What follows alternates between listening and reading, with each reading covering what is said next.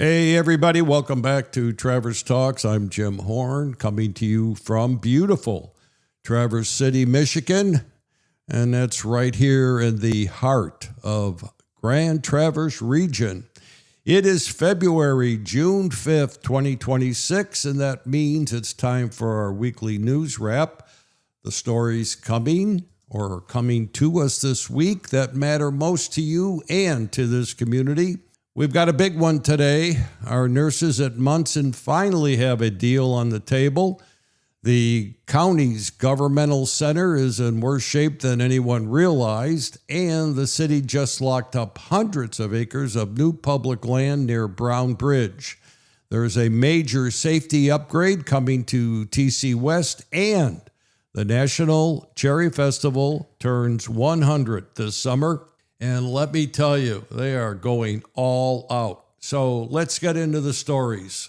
After months of tense negotiations and a grueling 20-hour bargaining session that ran through the night, can you imagine that, 20 hours?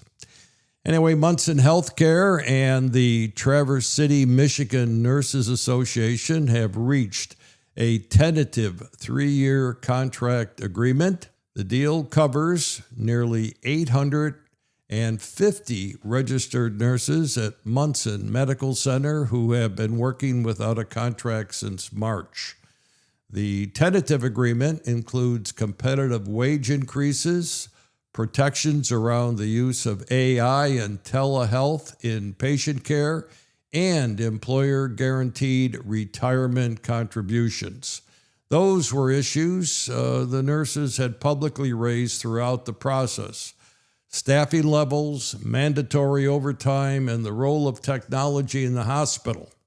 Ratification vote sessions are scheduled for Tuesday, June 9th and Wednesday, June 10th. Specific terms won't be released publicly until after the vote.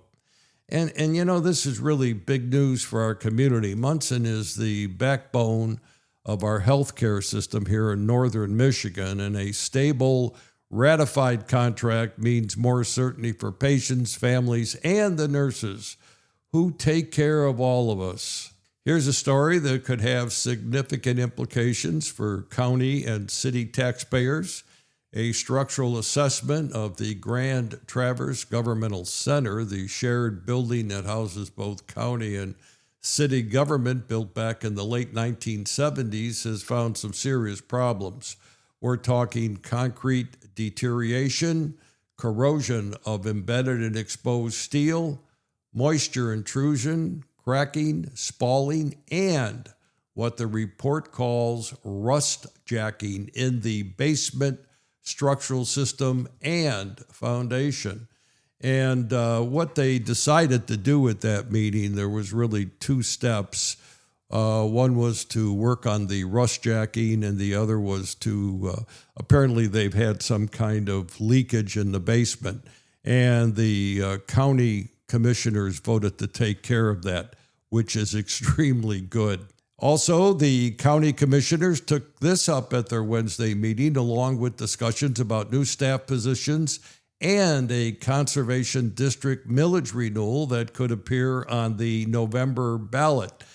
That millage would renew and reset at an existing 0.1 mill levy for a 10-year term through 2026. And that was passed by the commissioners, so you will see that on the ballot. The bottom line on the governmental center, this is an aging building with real problems, and figuring out how to fix it and who pays is going to be one of the bigger conversations in local government this year. Fortunately, and I remember the cost to do these couple of repairs was like about $287,000 or $280,000. And fortunately, that's all the damage that they've seen right now. But the building's pretty darn old, 56 years. So I'm sure that building's going to have more problems going forward. Some genuinely exciting news for anyone who loves the outdoors in this region. The city of Traverse City has officially closed on the purchase of 520 acres of land adjacent to the Brown Bridge Quiet Area. That expands the protected public land out there from roughly 1,500 acres to more than 1,800 acres, a major addition to one of our really most beloved natural spaces. The $3.1 million acquisition was made possible through a partnership with the Grand Traverse Regional Lands Conservancy and a $2.35 million Michigan Natural Resources Trust Fund grant. The city used Brown Bridge Trust Fund principle to cover the local match, and that was about $746,000. So what does it mean? In practical terms, with about 90 days, there will be a soft opening of the expanded trail system accessible from existing trailheads on Ranch Rudolph Road and through connections from Camp Graylick. A new trailhead on Hobbs Highway is planned for the spring of 2027. Hey, this is a big deal. It's really the kind of investment in public land that makes this region what it is. Hey, so if you hike, mountain bike, or just like knowing that the wildland is protected, this one's worth celebrating. So if you have kids at Traverse City West, or you've ever tried to navigate that parking lot at the start of the school day, you know it can be a little chaotic. That is about to change. Traverse City Area Public Schools, otherwise known as TCAPS, is investing $4.4 million to redesign the parking lot and traffic flow at West Senior High School. Construction starts June 15th and is scheduled to be done before the next school year begins. Right now, students have to cross lanes of incoming and outgoing traffic to reach their cars. The new design will fix that with a redesigned front entrance, a dedicated bus loop, and a new parent drop-off area near the school's Innovation and Manufacturing Center. There's also new sidewalk, asphalt, snow melt systems, lighting, and signage coming. A second phase covering staff and student parking and the athletic lot is also in the plan.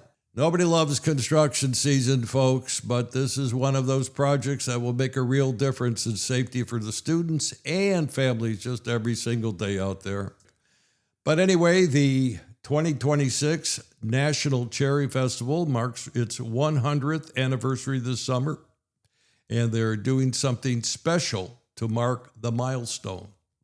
For the first time ever, the show is going nighttime. Instead of the traditional Blue Angels or format, this year's show features aerial performances over West Grand Traverse Bay after dark, choreographed to music with pyrotechnics from the aircraft. Wow. I don't know about you, but I can't wait to see that over the bay. And for the Pepsi Bayside Music Stage on the 4th of July, we've got Dave Lee Roth. That's right, Diamond Dave himself for the 100th Cherry Festival on the 4th of July in Traverse City. I mean, come on, folks. It's going to be one heck of a festival. The festival runs its traditional schedule in early July. Mark your calendars, call your friends, make your hotel reservations if you haven't already, because this year it's going to be packed. 100 years of the National Cherry Festival. This community built something that's lasted a centuries. Anyway, isn't it great? Geez, 100 years. Anyway, that's your Traverse Talks Weekly News wrap for Friday, June 5th, 2026. 5 stories that matter right here in the Grand Traverse region. As always, thank you for listening. Found this helpful, share it with your neighbor. I'm Jim Horn. Have a great weekend. Get outside and we'll all talk again soon right here on Traverse Talks. Take care, Northern Michigan.